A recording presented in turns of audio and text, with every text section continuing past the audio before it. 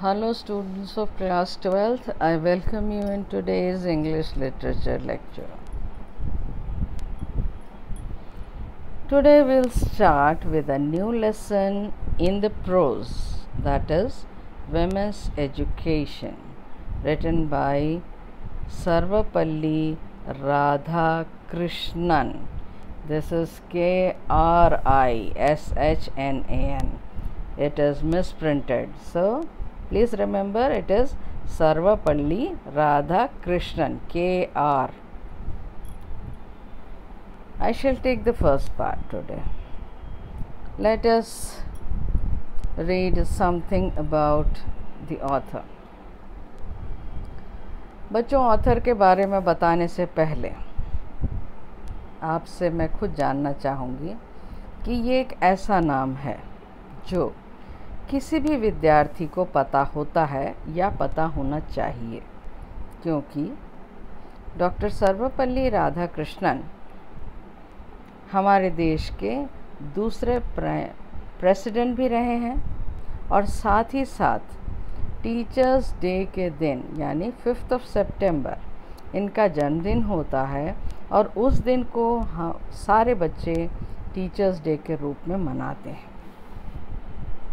तो चलिए अब इनके बारे में थोड़ी सी जानकारी लेते हैं। Doctor S Radhakrishnan, the second president of free India, was born on 5th September 1888. He was a great philosopher and statesman. He was also an effective speaker and a voluminous writer.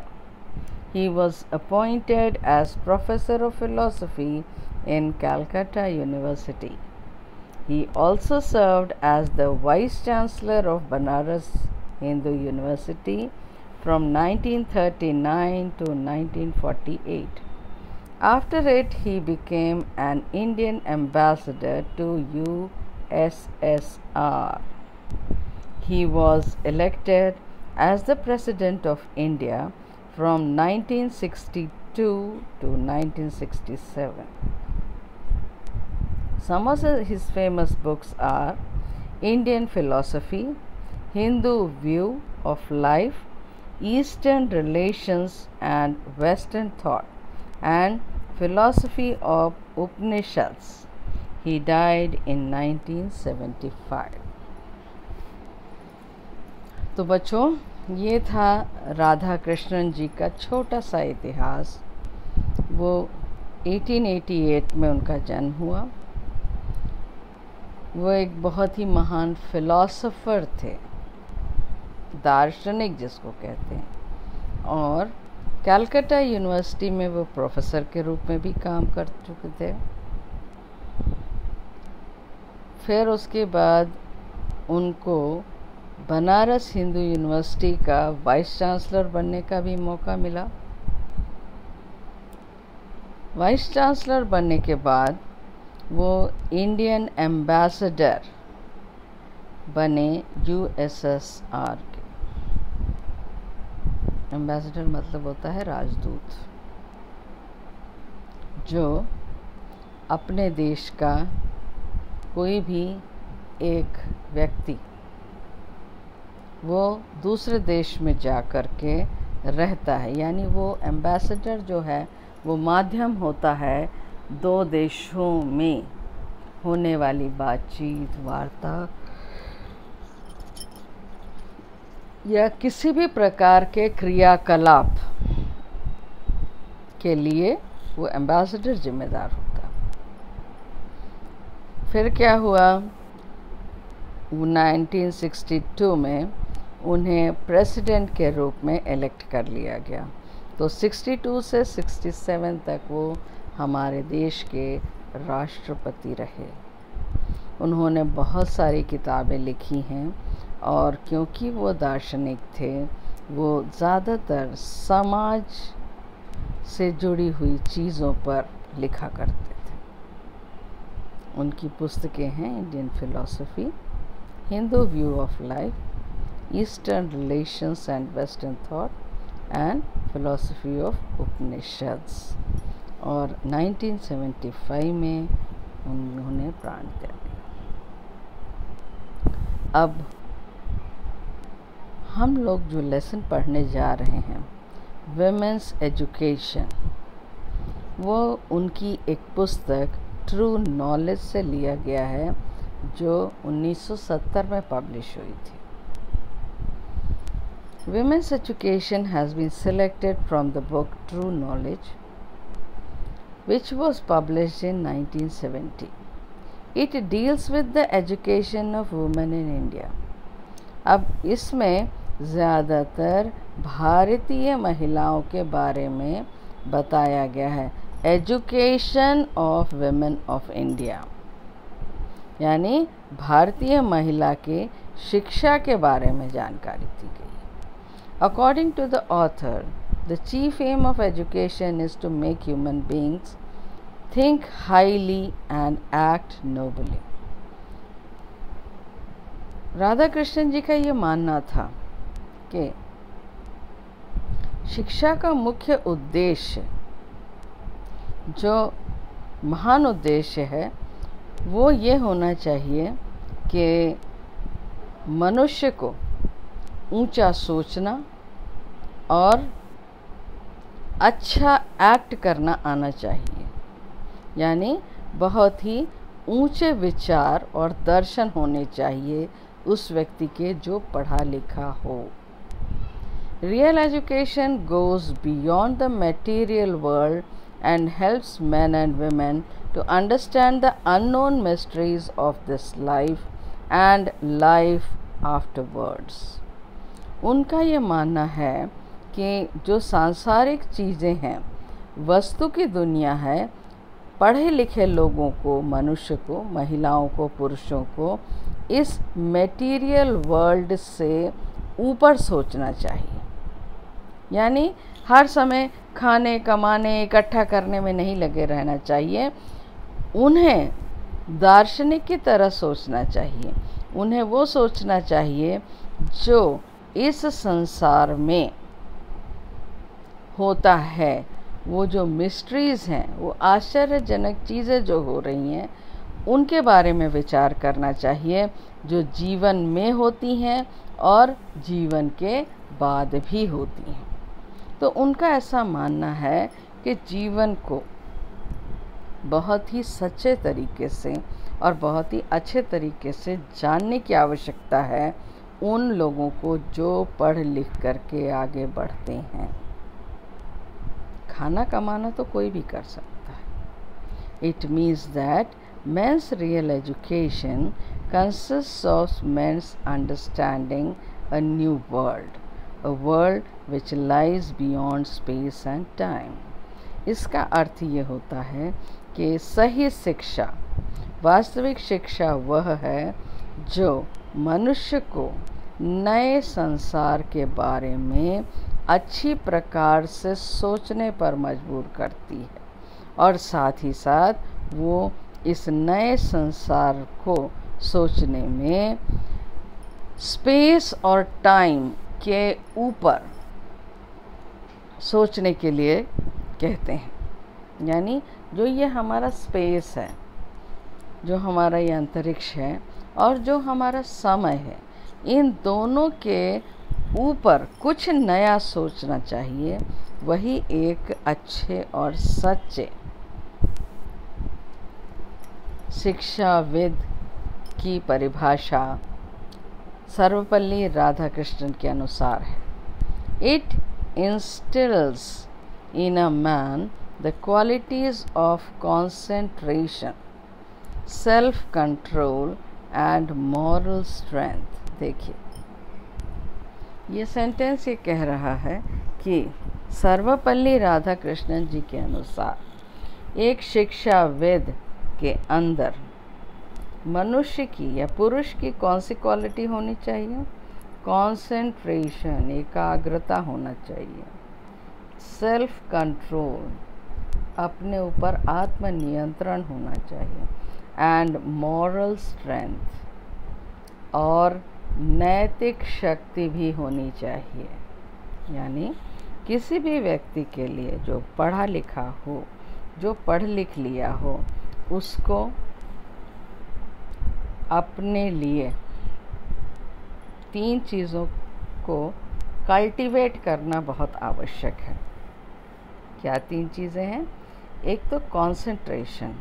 Concentration मतलब एकाग्रता। एकाग्रता का अर्थ है कि किसी भी चीज़ के बारे में यदि हम जानना चाहते हैं, उसको पढ़ते हैं, तो पूरे तन मन धन लगा करके उसको पढ़ना चाहें, उसको जानना चाहें, उसको समझना चाहें, क्योंकि संसार में बहुत कुछ समझने को है। दूसरा, सेल्फ कंट्रोल, आत्मनियंत्रण।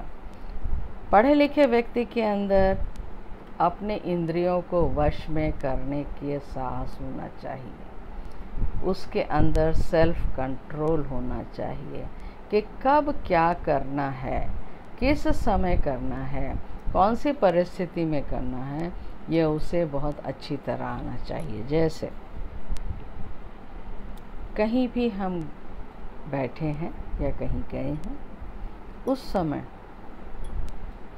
कोई मजाक का माहौल ना चल रहा हो, कोई गंभीर विषय पे चर्चा हो रही हो, और उसमें यदि आप मजाक कर दें तो क्या ये उचित है? बिल्कुल भी। साथ ही साथ आपको कैसे उठना है, कैसे बैठना है, कहाँ हंसना बोलना है, कितना बोलना है, क्यों बोलना है और तर्क संगत बोलना है, वो सारी चीज़ें आपको सेल्फ कंट्रोल से आती हैं। और यदि आप शिक्षित हैं तो आप अपने अंदर सेल्फ कंट्रोल बहुत अधिक होना चाहिए। यदि नहीं है तो उसे डेवलप करें। और तीसरा है मॉरल स्ट्रेंथ, नैतिक शक्ति। नैतिक मतलब प्रतिदिन जो भी हम मनुष्य रूप में समाज से लेते हैं या समाज को देते हैं, उसके नियम बने हुए हैं। उन नियमों के अनुसार चल कर के ही हमें अपनी नैतिक शक्ति को डेवलप करना चाहिए, क्योंकि यदि हमारे अंदर नैतिकता नहीं होगी तो हम मनुष्य रूप में भी पशु के समान जीवन जीते हुए नज़र आएंगे। तो ये था बच्चों स्टोरी के बारे में थोड़ी सी समरी। अब स्टार्ट करते हैं लेसन। लेसन है विमेंस एजुकेशन, यानी स्त्री शिक्षा। You are living in an age when there are great opportunities for women in social work, public life and administration. यहाँ पर सर्वपल्ली राधाकृष्णन जी उस समय की चर्चा कर रहे हैं जब उन्होंने ये लेख लिखा था, ये किताब लिखी थी। उस समय का माहौल ऐसा था कि महिलाओं को सामाजिक कार्य करने की छूट थी और पब्लिक लाइफ के भी कार्य करने की छूट थी। साथ ही साथ एडमिनिस्ट्रेशन, प्रशासनिक कार्य करने की भी छूट थी, यानी उनको मौके मिलते थे क्या करने के लिए? अपने कार्य को सामाजिक रूप देना, यानी सामाजिक कार्य में सम्मिलित होना, जनरल पब्लिक कार्य में सम्मिलित होना, पब्लिक जीवन में और प्रशासनिक जीवन में भी। Society requires women of discipline minds and restrained manners. अब देखिए, जैसा कि पहले ही आपको बताया जा चुका है कि यदि आप शिक्षित हैं तो आपके अंदर नैतिक शक्ति आवश्यक है, अवश्य होना चाहिए, मॉरल स्ट्रेंथ। तो उसी प्रकार से समाज एक महिला से क्या अपेक्षा करता है, उससे क्या आशा करता है? वो ये आशा करता है कि जो भी महिला है वो डिसिप्लिन्ड माइंड्स की होनी चाहिए। डिसिप्लिन्ड माइंड्स का अर्थ होता है अनुशासित मस्तिष्क। अनुशासन में रहना सरल कार्य नहीं होता है। तो यदि आपको अपने मस्तिष्क को अनुशासित करके रखना है तो कैसा होना चाहिए? उसके लिए आपको प्रयासरत रहना चाहिए। और समाज ऐसी आशा करता है, हमारा समाज, कि किसी भी महिला का मस्तिष्क अनुशासित होना चाहिए एंड रिस्ट्रेन्ड मैनर्स, और जो उसके तौर तरीके हों वो हमेशा किस प्रकार हो? रिस्ट्रेन्ड, यानी औपचारिकता निभाने में कोई भी महिला कभी भी ना थके, ऐसा होना चाहिए। तो ये चीज़ समझ रहे हैं बच्चों? हमारा समाज हमसे क्या अपेक्षा करता है ये आप सब लड़कियां होकर के अच्छी तरह जानते होंगे कि समाज में हर व्यक्ति की अपनी जिम्मेदारी है।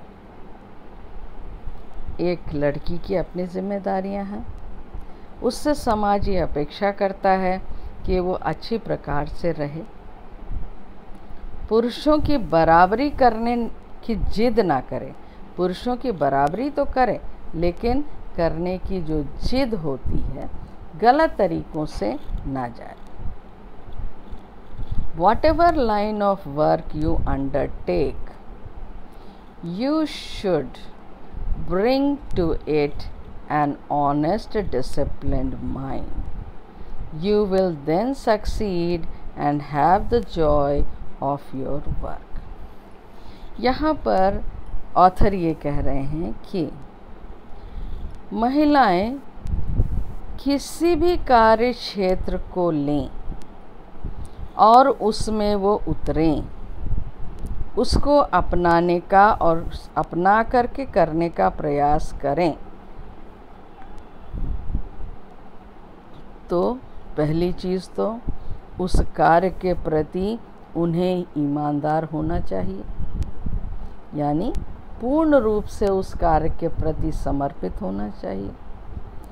कार्य के बारे में उनको पता होना चाहिए कि कार्य कैसे होना है, किस तरह होना है।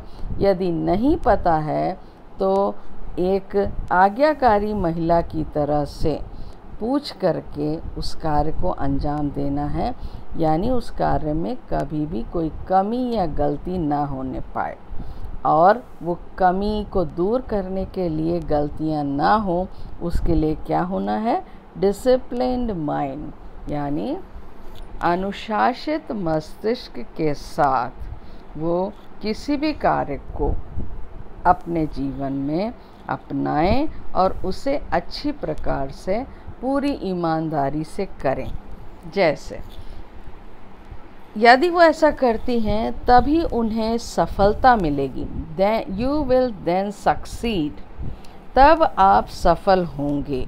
And have the Joy of your work, और तभी आपको अपने उस किए गए कार्य में आनंद आएगा। इसमें एक बहुत छोटा सा, बहुत सिंपल सा उदाहरण आपको बताती हूँ कि जैसे आप पढ़ने बैठते हैं, पुस्तक लेते हैं, पुस्तक को अपने आगे रखते हैं और उसको पढ़ना शुरू करते हैं। ठीक है?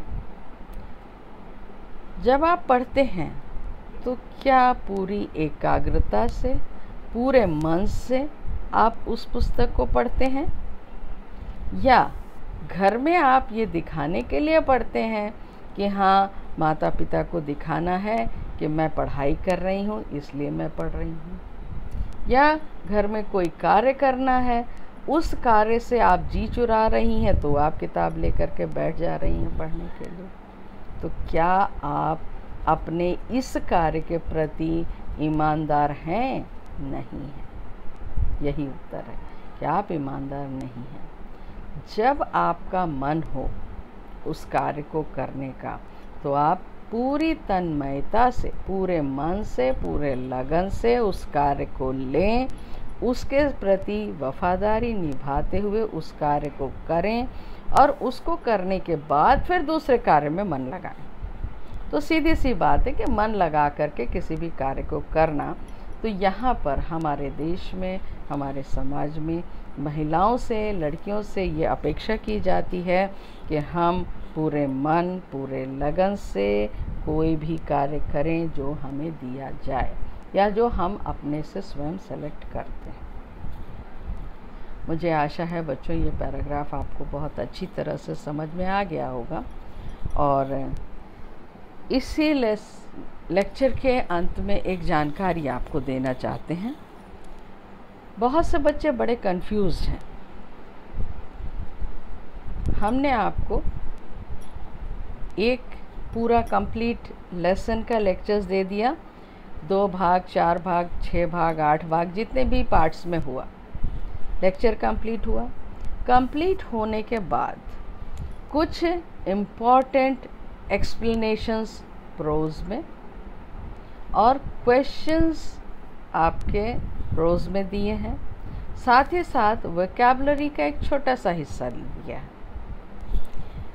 शुरू से जब से पढ़ाया जा रहा है तब से प्रोज में इस तरह देते हैं, पोइट्री में रेफरेंस, कॉन्टेक्स्ट, एक्सप्लेनेशन और सेंट्रल आइडिया देते हैं, और शॉर्ट स्टोरीज़ में केवल क्वेश्चन आंसर्स देते हैं। इस बात को आप अच्छी तरह से अपने दिमाग में बैठा लें कि जितना दिया जा रहा है वो सब इम्पॉर्टेंट है, इसलिए आपको दिया जा रहा है, उसको आप विशेष रूप से पढ़ें, ज़्यादा अच्छी तरह से, ज़्यादा ध्यान दे करके पढ़ें। इसका अर्थ ये नहीं है कि केवल उतना ही पढ़ें और बाकी क्वेश्चंस को छोड़ दें। इसीलिए कुछ लेसन्स, कुछ पोएम्स और कुछ स्टोरीज़ कंप्लीट करने के बाद मैंने आपके लिए सारे क्वेश्चन के आंसर्स, सारे रेफरेंस, कॉन्टेक्स्ट, एक्सप्लेनेशंस, सारे सेंट्रल आइडिया और लगभग पूरे वोकैबुलरी एक साथ दे दिया है। वो इसलिए दिया है ताकि आपने जो लिखा है उससे आप इसको मिला सकें कि कहाँ आप के अंदर कमी है, कहाँ आपके अंदर अधिकता है आपके उत्तर में। यदि आपको फिर भी नहीं समझ में आ रहा है तो आप मेरे पर्सनल नंबर पे कॉल करके मुझसे डायरेक्ट बात कर सकते हैं, क्योंकि यह आपकी इंडिविजुअल की अपनी समस्या है। इसलिए अपनी समस्या को ग्रुप में ना डालें, मेरे पास कॉल करें, मुझसे बात करें और अपनी समस्या का समाधान करें, क्योंकि आपको बोर्ड एग्ज़ाम देना है। परिस्थितियां बहुत ही विपरीत हैं इस वर्ष। जैसा रेगुलर होता रहा है वैसे पढ़ाई नहीं हो पा रही है, और कहीं ना कहीं आप भी मिसगाइड होते चले जा रहे हैं कई लोगों की बातें सुनकर। तो इसलिए बहुत अच्छी तरह से section A1, A2, B, C, D इस सब में जितने बच्चों ने इंग्लिश लिया है वो सब लिटरेचर मुझसे पढ़ रहे हैं, और वो हर किसी को पढ़ना है। और लैंग्वेज, इंग्लिश लैंग्वेज आशा दीदी पढ़ा रही हैं, वो सारा हर किसी को पढ़ना है। तो मुझे आशा है कि आपको मेरी बात अच्छी तरह से समझ में आ गई होगी। फिर भी यदि ना समझ में आए तो मेरे पर्सनल नंबर पे कॉल करके अपने कन्फ्यूजन को क्लियर कर लें और तब आगे की पढ़ाई करें। तो आज के लिए इतना ही बस बच्चों, बाकी नेक्स्ट लेक्चर में इस लेसन का आगे का हिस्सा लेकर के आएंगे। Thank you.